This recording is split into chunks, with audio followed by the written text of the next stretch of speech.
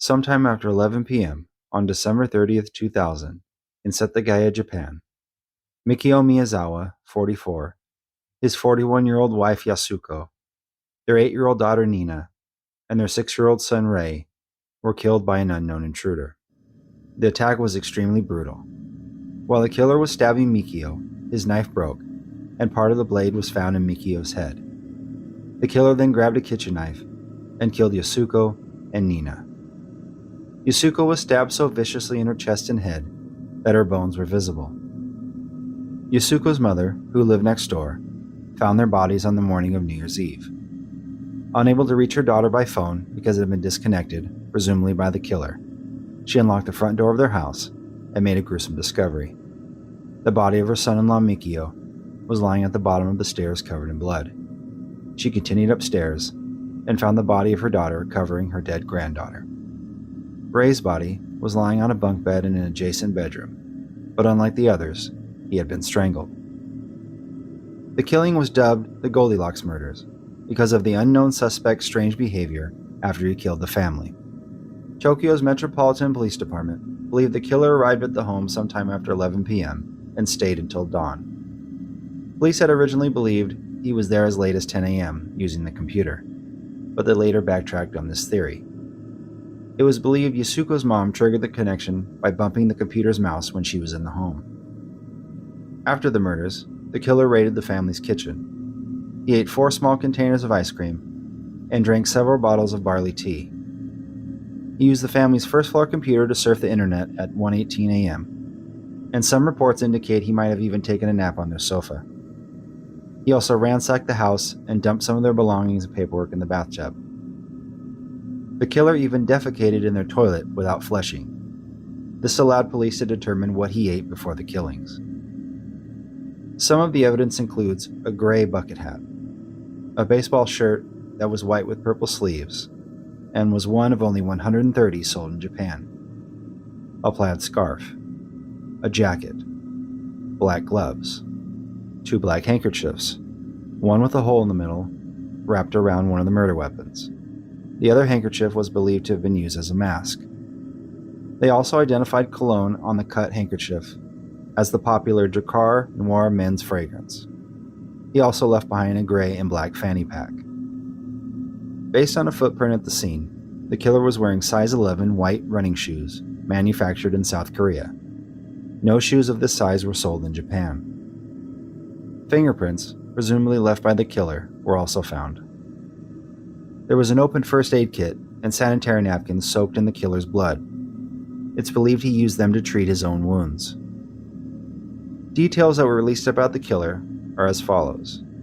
He was about 5 feet 6 inches tall, slender, based on the 32-inch waist of his fanny pack, type A blood, right-handed, between 15 and 35 years old. He also ate a meal containing string beans and sesame seeds before the attack. This was based on his feces left behind in the toilet. Police did not believe he was a Japanese citizen, based on several factors.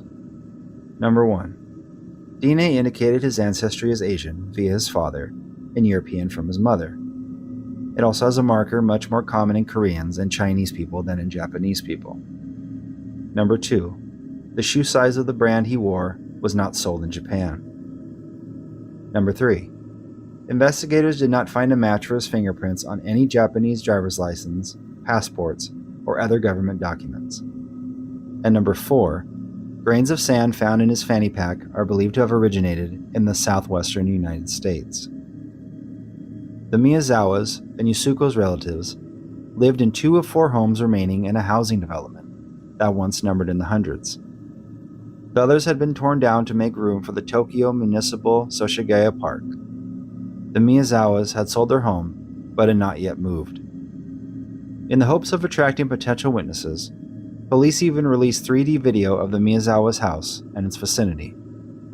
Police believe the killer entered the house through the 2nd-floor bathroom and likely left the same way, because the window was open and the screen was removed.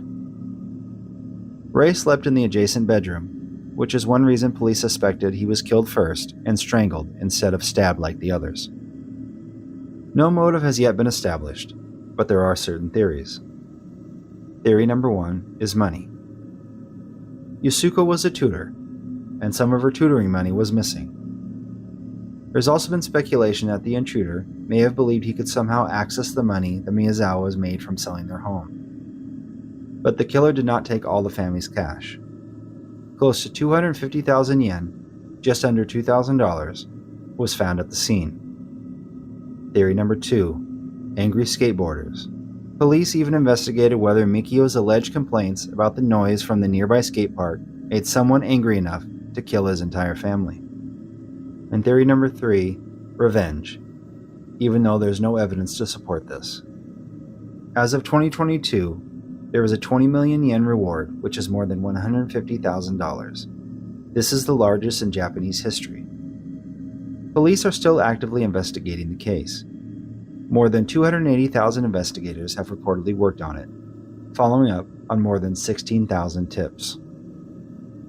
The house where the Miyazawa family was killed is still standing, despite the initial plans to demolish it after they moved out.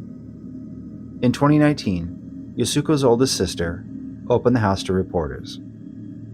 In the video tour, you can see dozens of boxes containing the family's belongings that have been returned by police to the victims' surviving families. Some of the Miyazawa's furniture remains, and penciled lines on the wall document the children's growth. A round plaque with their name, surrounded by flowers, hangs on the outside wall by the front door. It's been over 23 years since the killing of the Miyazawa family, and police seem no closer to finding the killer. Mikio Miyazawa, Yasuko Miyazawa, Nina Miyazawa, and Rei Miyazawa. May they rest in peace, and hopefully the police one day can finally bring them justice.